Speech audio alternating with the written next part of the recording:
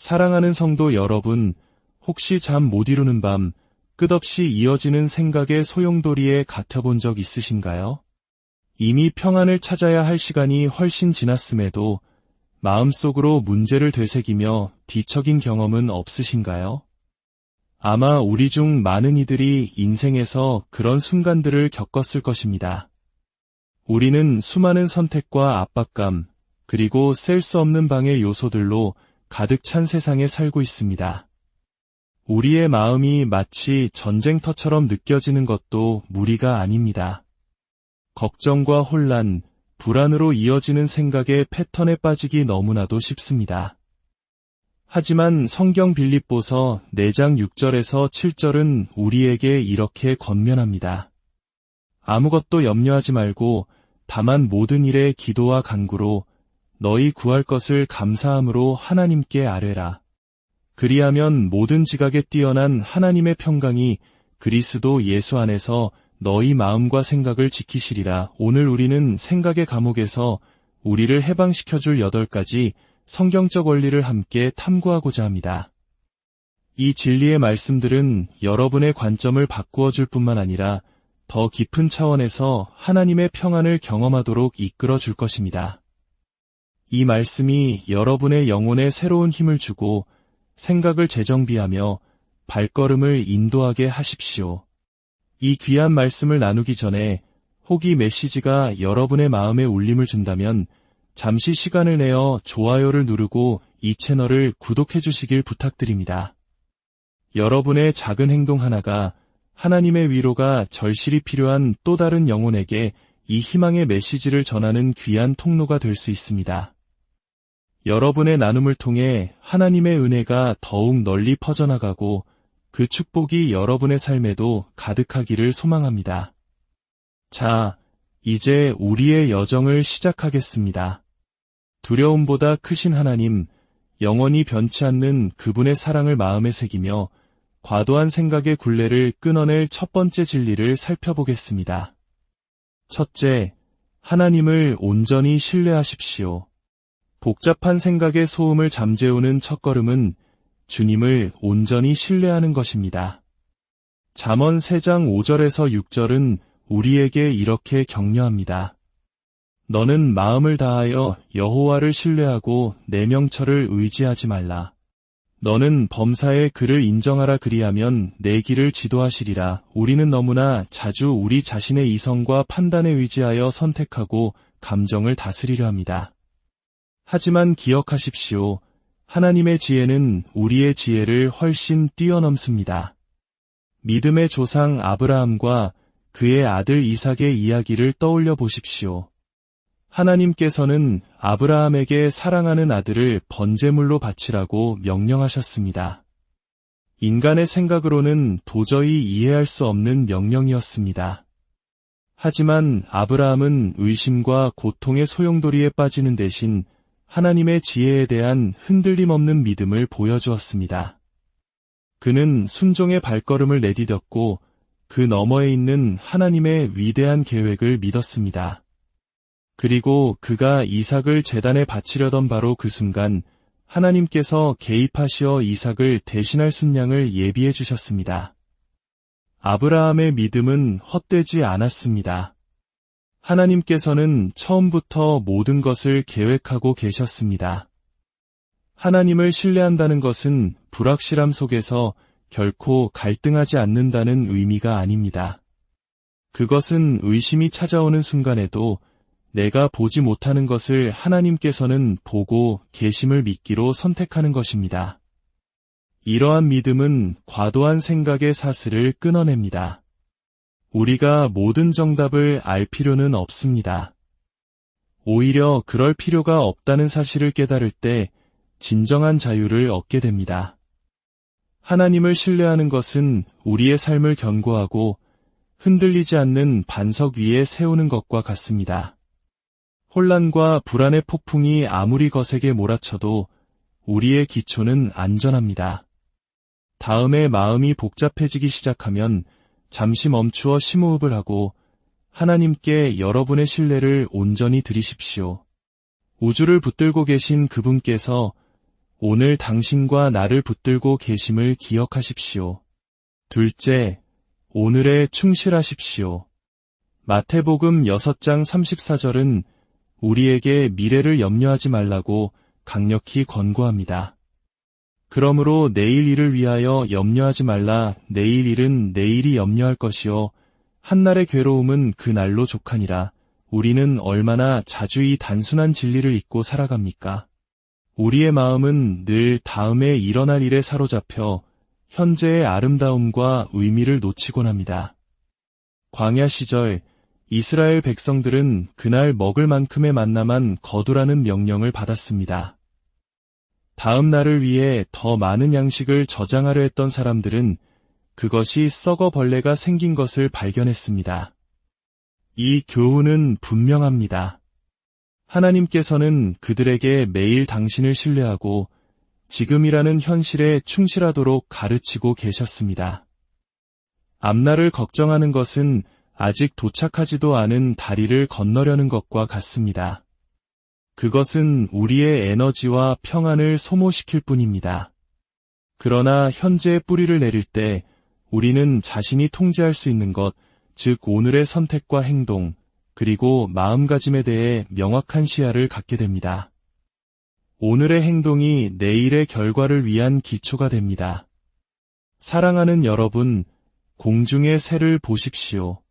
그들은 심지도 않고 거두지도 않지만 하나님께서 그들을 먹이십니다. 하물며 그보다 훨씬 더 귀한 여러분을 돌보지 않으시겠습니까?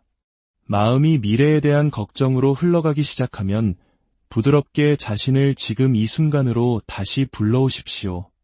바로 이 순간, 이 한 번의 호흡이 당신이 있어야 할 바로 그 자리입니다. 셋째, 기도의 능력을 의지하십시오. 야고보서 1장 5절은 과도한 생각으로 힘들어하는 이들에게 심오한 약속을 건넵니다. 너희 중에 누구든지 지혜가 부족하거든 모든 사람에게 후히 주시고 꾸짖지 아니하시는 하나님께 구하라 그리하면 주시리라. 생각이 꼬리에 꼬리를 물고 이어질 때 잠시 멈추어 기도하는 것에는 엄청난 힘이 있습니다. 사무엘의 어머니 한나를 다시 생각해 봅시다. 그녀는 아이를 낳지 못하는 고통과 응답받지 못하는 소망에 대한 절망감에 휩싸일 수도 있었습니다.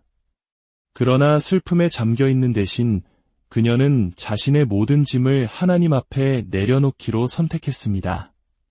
한나는 그저 형식적인 기도를 드린 것이 아니라 자신의 마음을 주님께 온전히 쏟아부었습니다. 그 결과는 어땠습니까?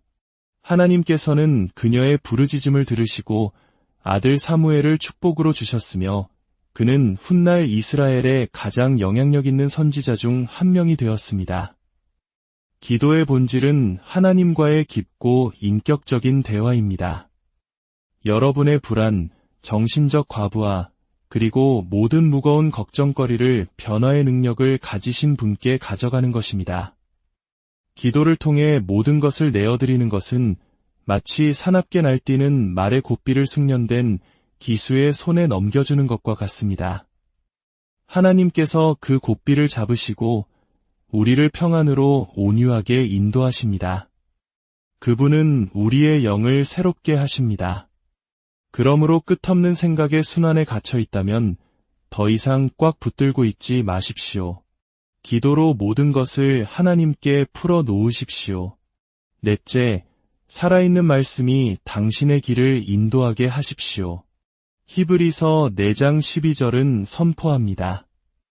하나님의 말씀은 살아있고 활력이 있어 여러분이 과도한 생각의 무게에 짓눌려 있다고 느낄 때 성경 말씀은 여러분이 그 위로 솟아오를 수 있도록 단단한 발판을 제공합니다.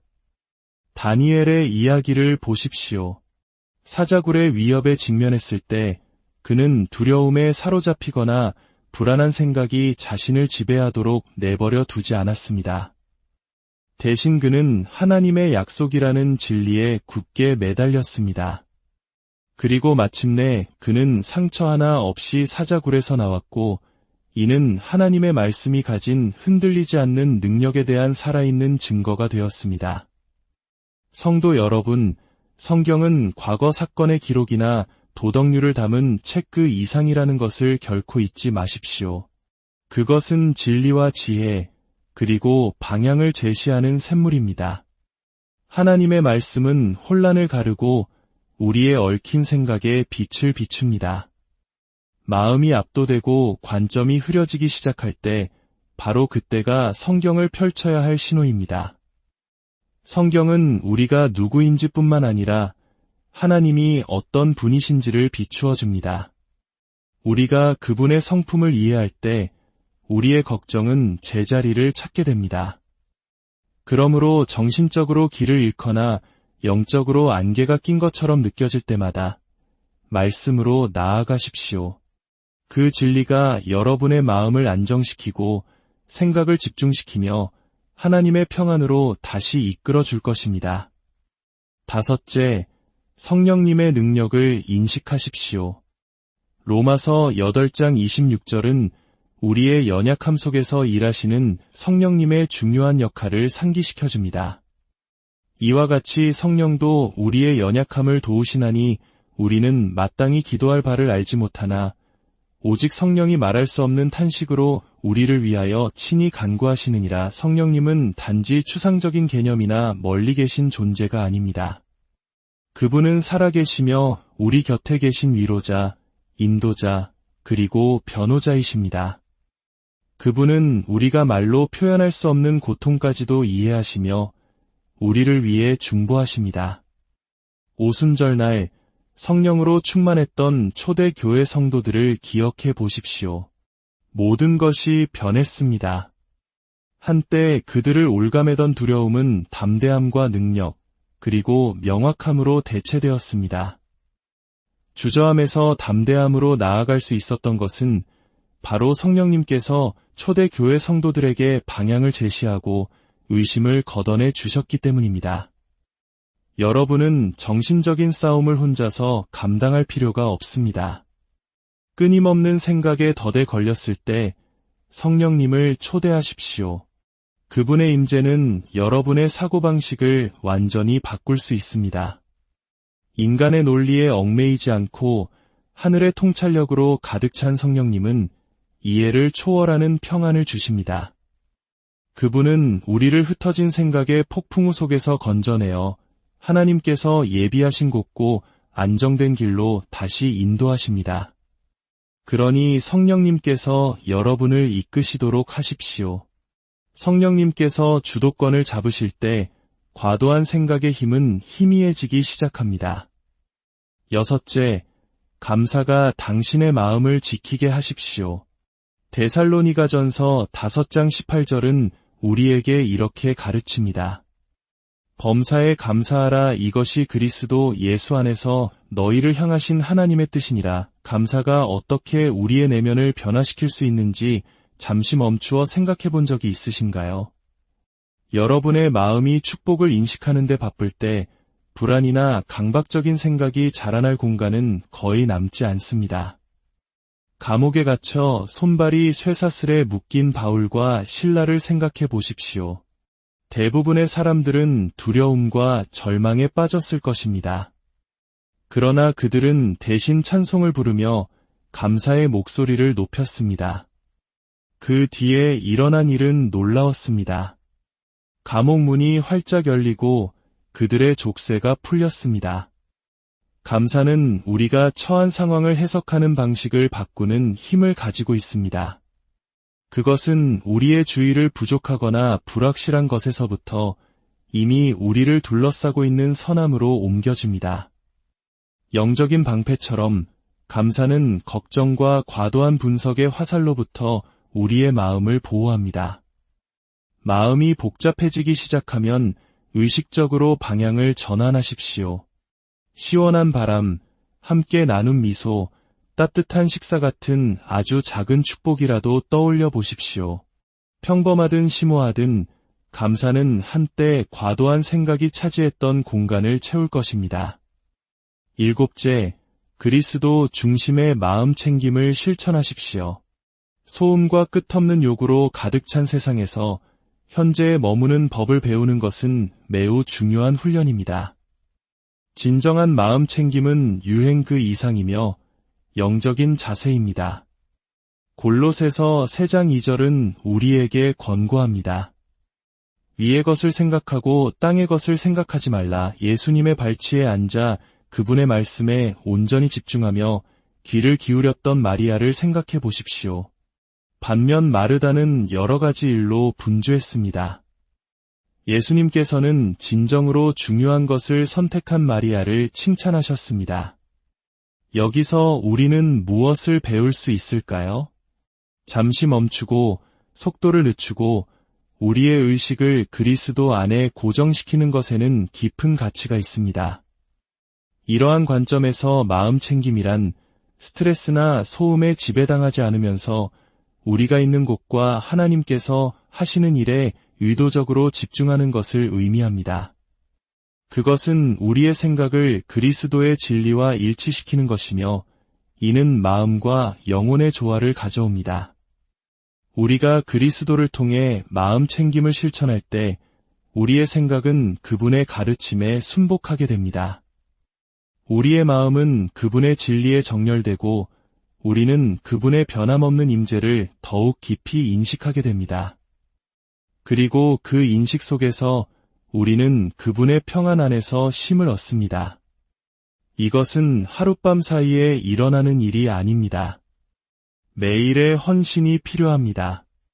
특히 과도한 생각을 자주 하는 분이라면 시간이 걸릴 수 있습니다. 그러나 꾸준히 나아가며 그리스도를 여러분의 관심의 초점으로 삼으십시오.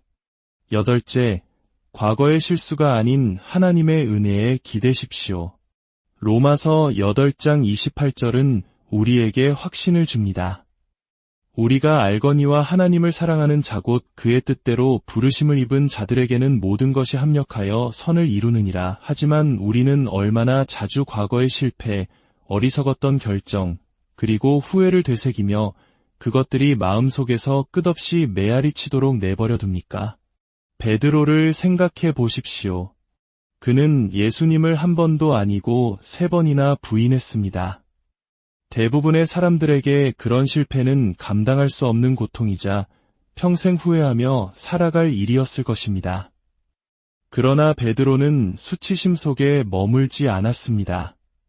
그는 부활하신 예수님께서 베풀어 주신 은혜를 받아들였습니다. 그는 실수가 삶의 일부이지만 하나님의 은혜야말로 우리를 좌절해서 구원으로 이끄는 길임을 이해했습니다.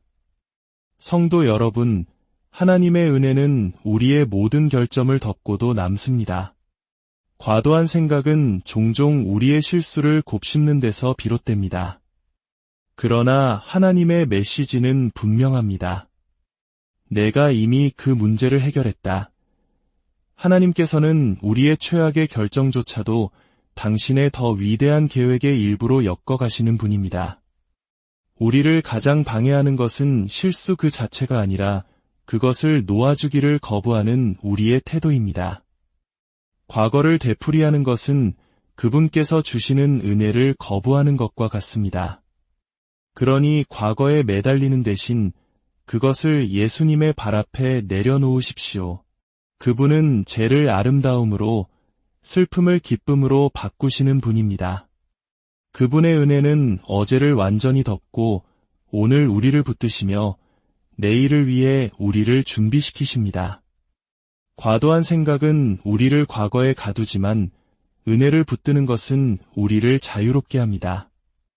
그것은 우리가 그리스도께서 값을 치르고 주신 자유 안에서 담대히 걸어가게 합니다. 사랑하는 성도 여러분, 과도한 생각은 우리를 제자리에 묶어두려는 사탄의 덫 중 하나입니다. 그러나 우리는 말씀과 기도, 평안, 감사, 그리고 은혜를 통해 자유로워질 수 있는 모든 것을 받았습니다.